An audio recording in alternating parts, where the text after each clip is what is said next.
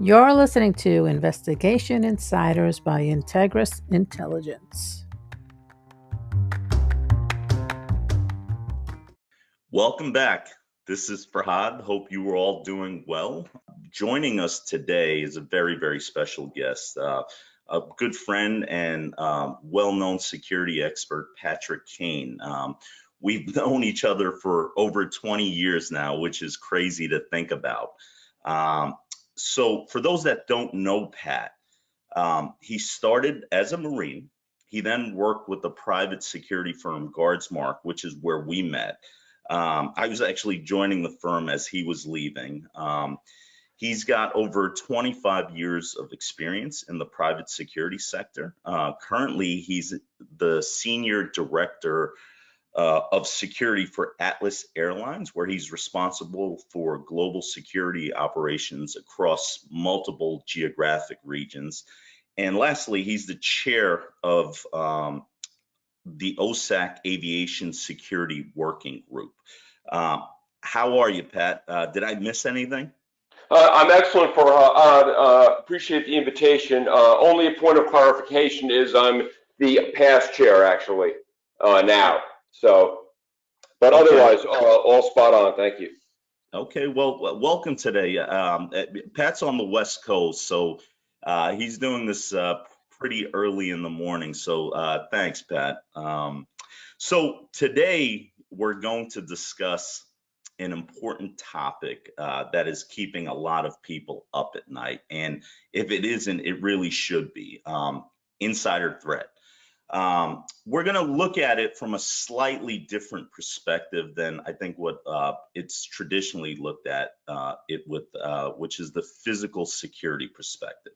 So, Pat, why don't we start with a general question? How much of a concern is insider threat for organizations today? I think it's a concern we ought to all be more focused on, actually, Farhad. I think it's one of these things where in security traditionally, we've kind of focused outward at trying to go and kind of keep the bad people out. And I think we have to acknowledge that sometimes we may have people on the inside who are also a concern or a problem. Yeah, I mean, so I would definitely agree with that. And, one of the things, and I think this will be a common theme and probably what I say today, is that it doesn't even have to be a nefarious, malintentioned thing. The people that may be involved sometimes don't even know about it. And that's another great concern, I think, where they might not even know about it. So, I guess let's go into a couple of specifics on this, right? So perhaps it makes sense to define the term insider threat. Could you expand on what it means, I guess, to you and people in general? Yeah, I'd be happy to. I think, historically or traditionally, insider threat has tended to be associated with employees, direct contractors, and so forth. But I think it's important to kind of broaden the parameters to include uh, others who may have access to our personnel, our facilities, our critical information, and so forth. And this would include subcontractors, it would include vendors, it would include providers of services, potential business partners, ex-employees, ex-contractors who have inside knowledge and experience. So by setting the parameter broader, I think you start to encompass a kind of bigger pool of people, and maybe a pool of people that you don't have the same control over that you would have perhaps over employees or other staff. So I think it makes it for us a more challenging issue, really, because we have to consider who falls in that spectrum, what type of threats that they can present to us, and how we can go um, address that and combat it, really. Uh, I think you're absolutely right, and I think that definition is actually going to continue to expand, right? I mean, I think as businesses change, I think it just continues to expand. You know, People oftentimes associate insider threats with cyber information security and proprietary information. Obviously, those are all major concerns. But it seems like physical security may not be as much of a emphasis. Would you agree with that? And could you talk about that a little bit?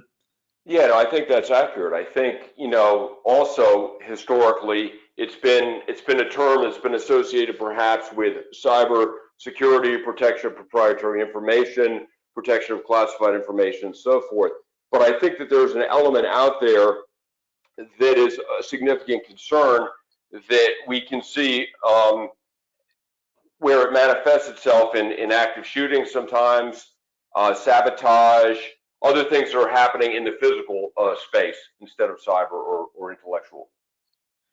Yep. So can you talk about some of the physical risks associated with insider threat? Well, sure, I'd be happy to. I mean, I think here within the United States, one of the more obvious ones is the active shooter phenomenon or active assailant phenomenon. And while there certainly are plenty of active shooters who are not insiders, we see incidents both in workplaces and schools where it involves either an employee or a former employee, student or former student. I think there's a whole spectrum of other issues too. I mean, one thing that's been interesting is incidents that have occurred here in the United States where you've had people who have been targeted by staff or insiders within their inner circle. So, for example, back in, I think it was about 2019, there was a CEO of a tech company based in Santa Cruz. The guy's name is Tushar Atre, and he was kidnapped by 4 of his ex-employees and subsequently murdered.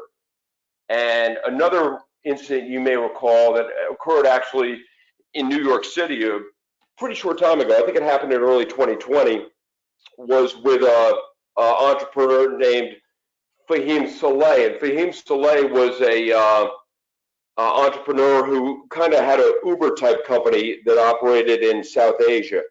And he was targeted by his personal executive assistant and murdered in his apartment. So you can clearly see that individuals who have insider knowledge, have insider understanding of their particular target, have an advantage over outsiders.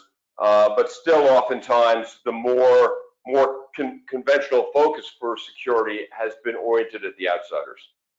One other one actually that I should throw in too that occurred here in the United States in the aviation spectrum was a while back, I think about 2013 or so, was the airport. There was an airport in Kansas where an avionics individual who worked on the maintenance side was plotting to go blow up the passenger terminal. And what basically happened with this individual, he was a little bit atypical, I guess, in terms of the kind of profile, because he was an older guy. He was like 57, 58, worked at the airport for an extended period of time. I want to say over 20 years probably.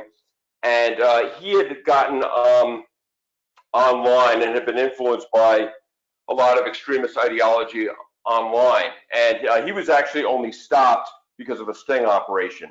If they hadn't have had some kind of heads up on his behavior, he would probably have ended up able to carry out that attack or something very similar anyway. So it's a concern, and we're seeing it all over, really, in the United States.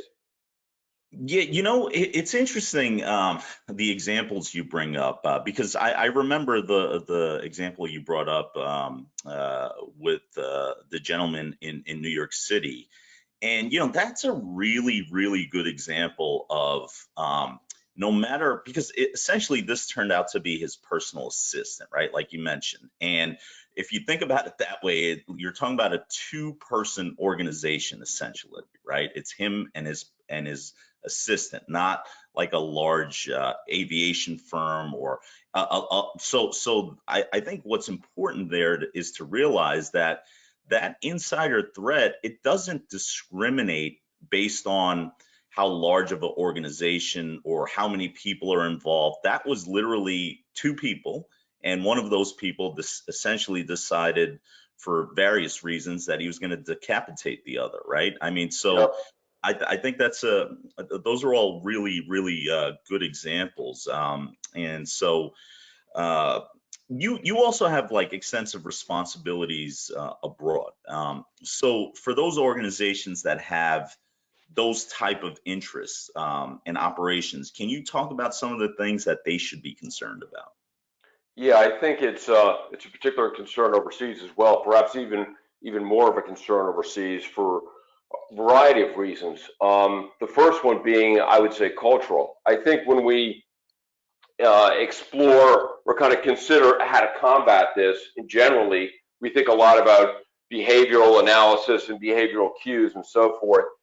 But those things can be harder or more challenging in a cross-cultural environment. So if you're not aware of what type of behavior is accepted or kind of normal in that environment, it's harder to see things that are out of the ordinary.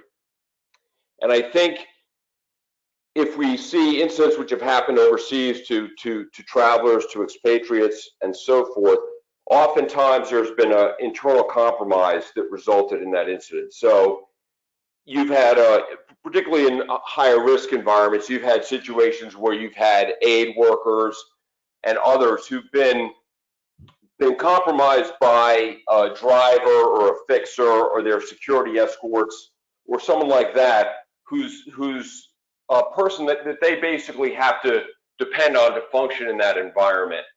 And one of the other international aspects that I think it's important to mention is that you may have people who really are being influenced by pressures that you wouldn't see or wouldn't necessarily understand if you didn't have a strong understanding of that environment and culture. So, for example, you may have a situation where you have a fixer or driver or someone like that who's helping you, and they may be intentionally or the individuals who are not themselves interested in targeting you, but they may come under pressure or coercion from somebody in their family or somebody in their neighborhood or their particular tribe or clan or whatever else.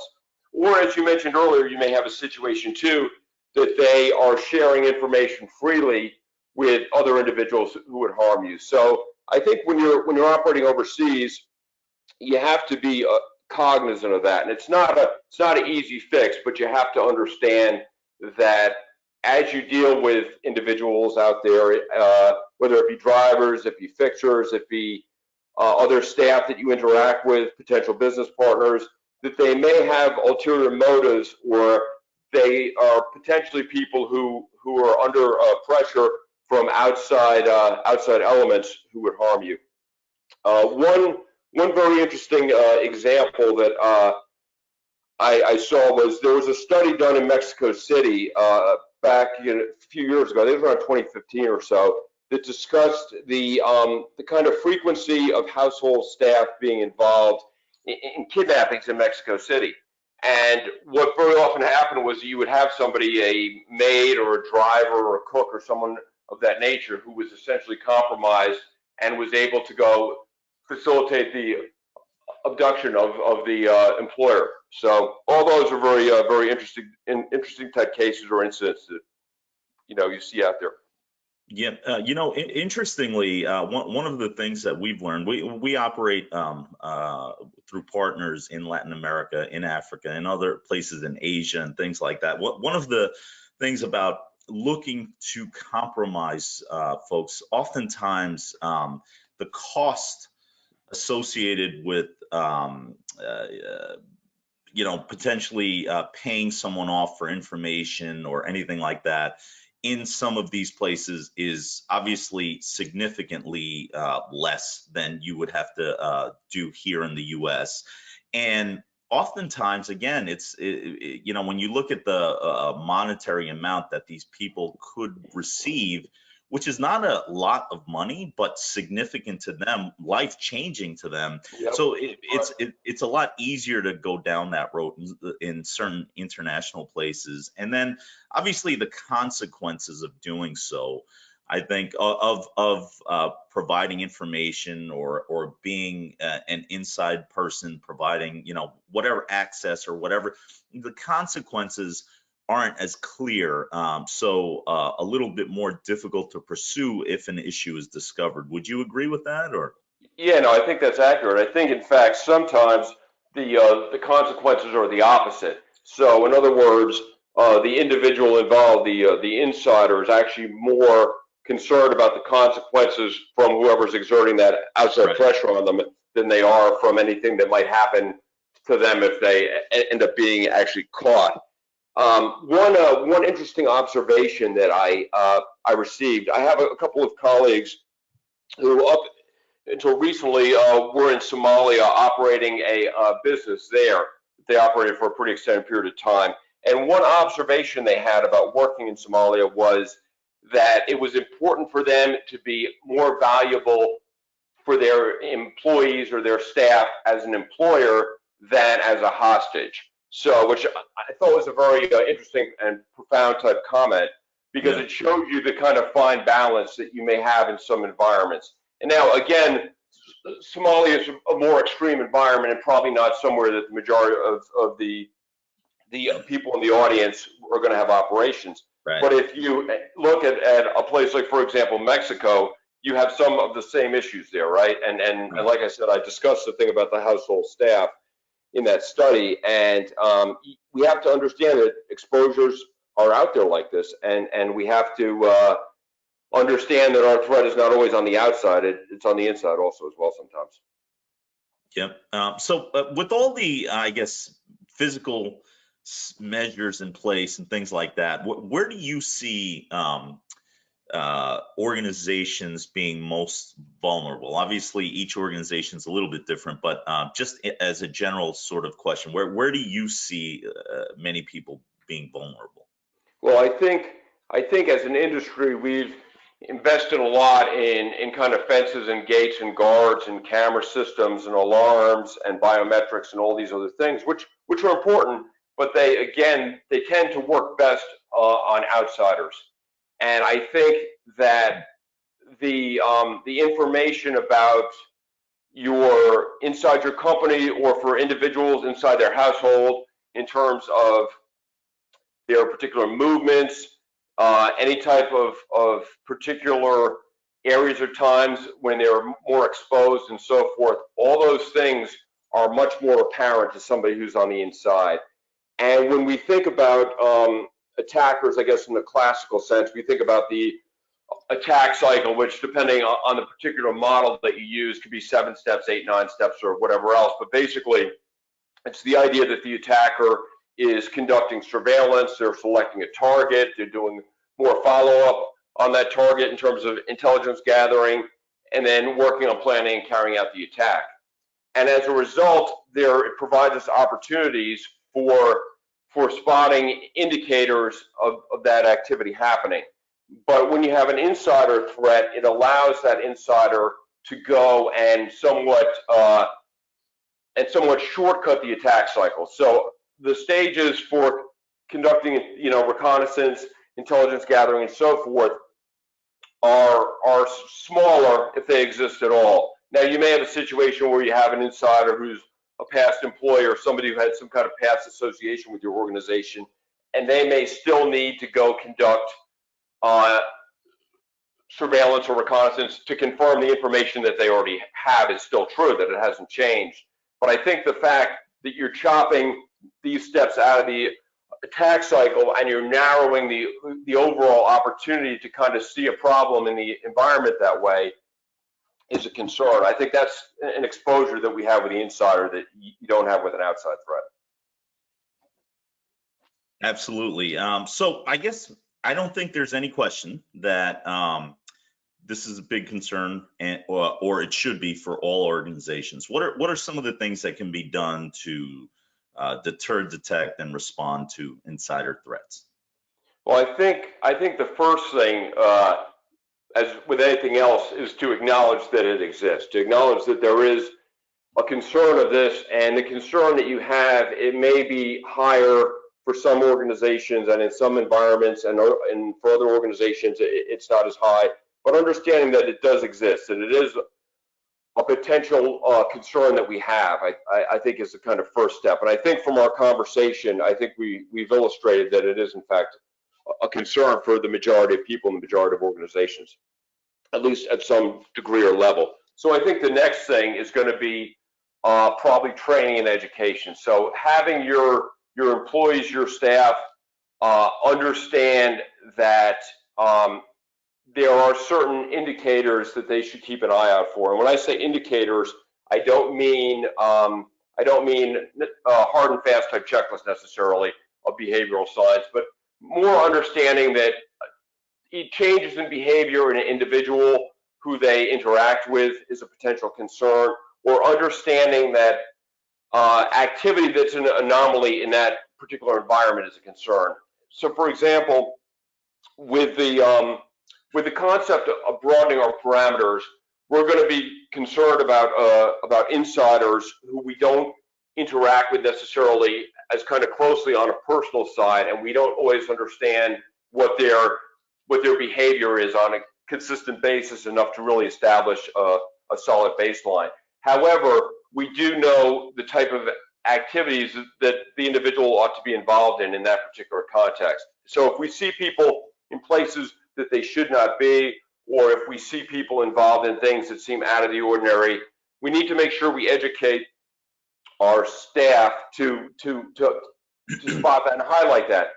And then I think the second phase of that is to have a methodology in place or a pathway for them to be able to hand this information on to a higher authority within the organization. So the eyes and ears for this type of behavior, the individuals are going to spot this are going to be the employees and the staff who are out there in the field seeing it. But they need to have a kind of mechanism to be able to go and hand this information on to somebody who can action it and follow up on it. And then I think finally, we need to be sure we have a process in place to be able to action it and follow up on it, and to also provide some assurance to the individual who brought this information up that we are in fact handling it, so that it doesn't sound like it just fell into an empty hole somewhere. Sure. Yeah, no, that's great. I'd like to add just a couple of things to what you said, right? So, background checks. I think everyone understands the importance of background checks, particularly before an individual is hired, right? But ongoing background checks. Obviously, the person that you hired may not be the same person a year, 5 years, 10 years from now. So to implement some sort of regular look into a person's background, I think is very important.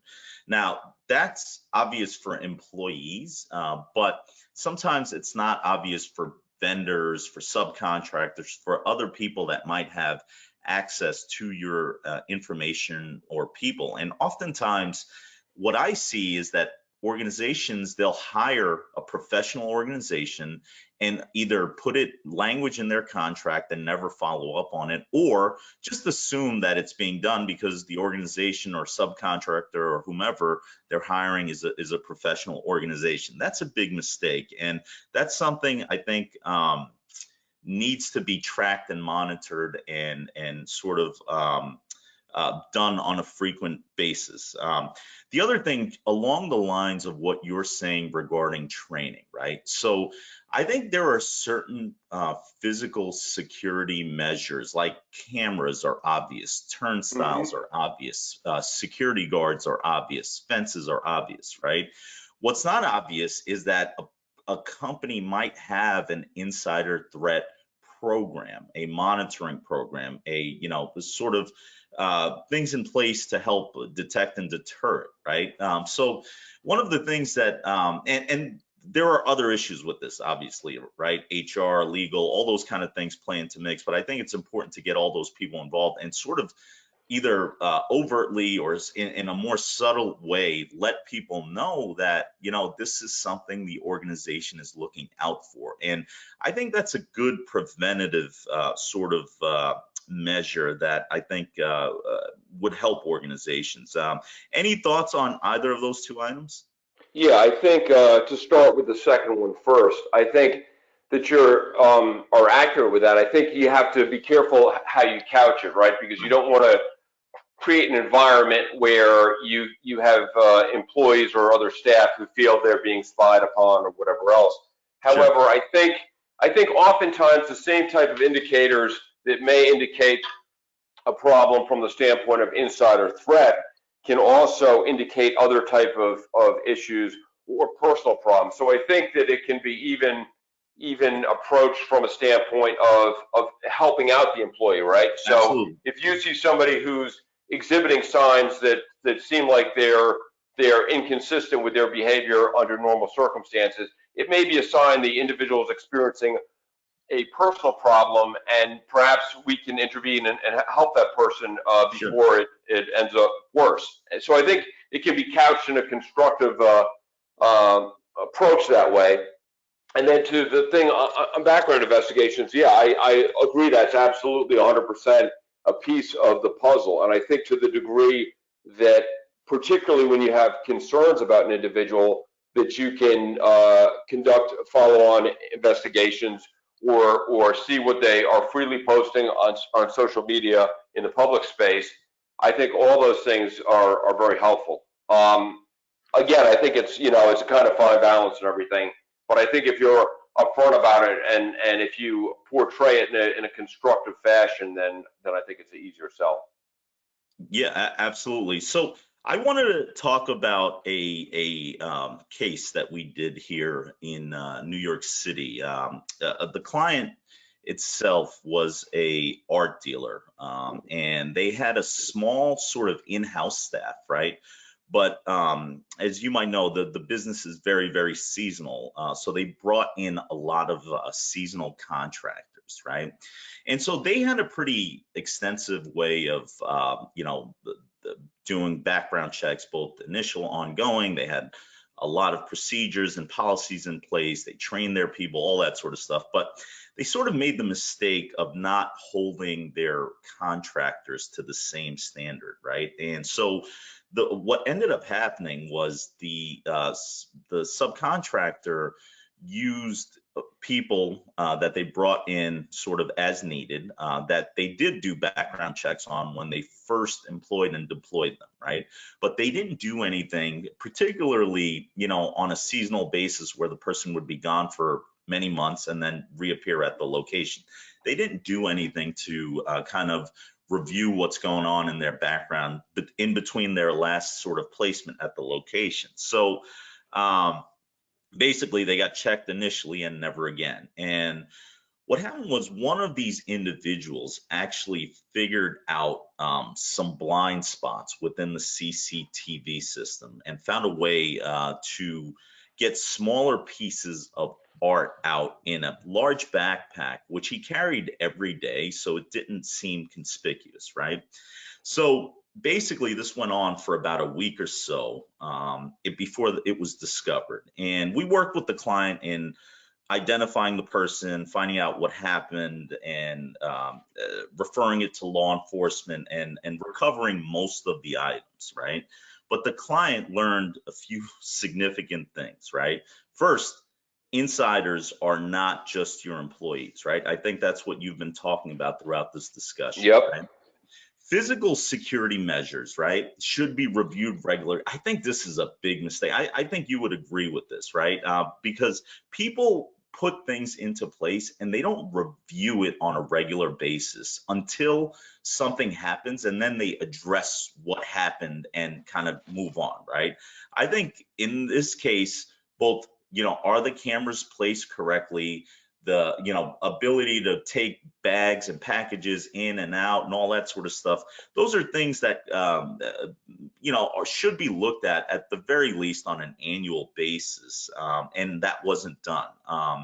And then obviously contractors and really any others gaining access should be screened and held to the same standard that their employees are. So even if they're not doing the checks themselves, they require whoever the company is to do it in accordance with their standards, do some sort of audit or ensure that it's being done, right?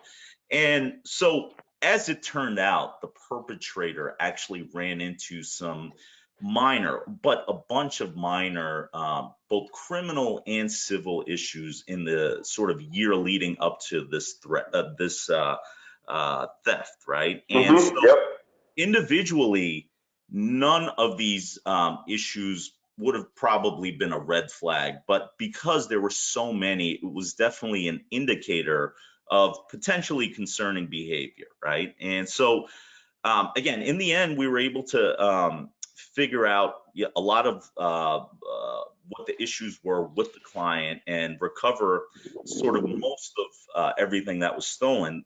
They had insurance basically to cover what wasn't recovered, but the reputational damage was sort of far worse because the person or the group that consigned the artwork to them lost confidence in them, and it's a small world, the art world, right? Yep. And word got out pretty quickly. So that really turned out to be like sort of a far worse issue for them, right? So any thoughts on anything I just discussed or anything to add to Well, that? yeah, no, I think that's an excellent example for Hud. I mean, there's a whole lot to unpack there, as they say. I mean, I think you're correct in saying that there's probably ways of better applying some of the things we do have in place in terms of our kind of physical systems to kind of monitor this. And that's probably a whole other podcast actually. But there probably are things on a proactive side that you can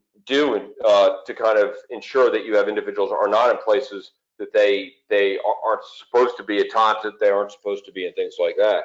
But yeah, no, I think that's an excellent example, and I think it shows exactly how you have people who are kind of on the periphery maybe, who still present a significant threat. And I think the fact that oftentimes it's been a kind of narrower descriptor of the insider threat to employees and staff. I think that all those contractors, subcontractors, temporary workers, and so on are quite a concern. And you don't have the same handle on them perhaps that you have on staff. So no, I think that's an excellent example. So what we've been doing, Pat, on each episode of our podcast is ending sort of with some takeaways, right? So I want to give you a chance to maybe address if our listeners were to walk away with one or two or three or whatever you think is appropriate takeaways from the discussion we've had today, what would you say? I would say to start with that we have to consider how we examine insider threat, that we have to understand it's not only a cyber or an information security problem or concern. I think we need to understand who insiders are. I think we need to understand that it isn't necessarily only employees and staff, but it extends beyond that. And I think we need to understand that it's probably going to take a multifaceted approach in order to handle this issue or this problem. And I think you see all those things illustrated in the example that you had. I mean, that was an excellent example of how you can have a situation where somebody is able to get access and exploit the access in a harmful way. Yeah, all great takeaways. The only thing I guess I would add to that, again, one of the initial points that I made is that this, like the threat itself may not be a malintentioned or nefarious one. It could be unwitting. It could be many, many things. So again, it's an important thing that you should be paying attention to and really addressing as an organization, the training, the communication, and the policies and procedures in place. Those are all things that you should be thinking about and addressing. Yeah, I think if I could hop onto that or amplify that, because that was actually an area we didn't spend a lot of time on, was the individual who's not really, their intentions aren't bad, but they're sharing information or somehow allowing information out there that's a concern. And I guess if I have a second, I could put some examples out or some illustrators on that. Please, yeah. A prime example now is with everybody posting on social media, there's a concern that you're going to have people who are posting information that can be exploited. And even if it's innocent, it may be a problem. Prime example being information where you people are posting about the procedures in terms of security or the equipment that's used, or are posting interior pictures and floor plans of high value homes, as an example. And I think you may have a situation, I talked before about the attack cycle, but one of the areas for potential exploitation is if you have an outside attacker who can speak to a member of your staff and have them provide in a conversation basically information about the inner workings of the organization and some of the exposures. And so I think educating your staff on OPSEC is also important too, having them understand that they should, you don't want them out there sharing information on things that are potentially sensitive or potentially critical, and possibly even restricting information internally to restrict the individuals who have that information at the start, really. Yeah, I think that's a great point, and I think you mentioned this earlier in the podcast. There are topics within the topic that we are discussing that we can probably do a whole episode on, and I think that's actually one of them, right? Because Yeah, no, that's oftentimes absolutely. the problem. So that's all fantastic, Pat. Thank you again for joining us and all of your insight. I think we could sit here talking about this for a long time. Just for your information, if you'd like to connect with Pat, the best way is probably via LinkedIn. We'll post his profile link on the description of the podcast. And you can also reach out to us if you need to connect with him, and we will connect you with him. So again, thank you all for joining us. Thanks for tuning in. Thanks for the feedback. Keep listening in and sending in any comments or questions or anything like that. It's all been very, very helpful to us. And Pat, thanks again for joining us. Oh, it was excellent, Forhad. I appreciate it. Thank you. Thanks very much. Don't forget to follow Integras Intelligence on LinkedIn, Facebook, and Twitter.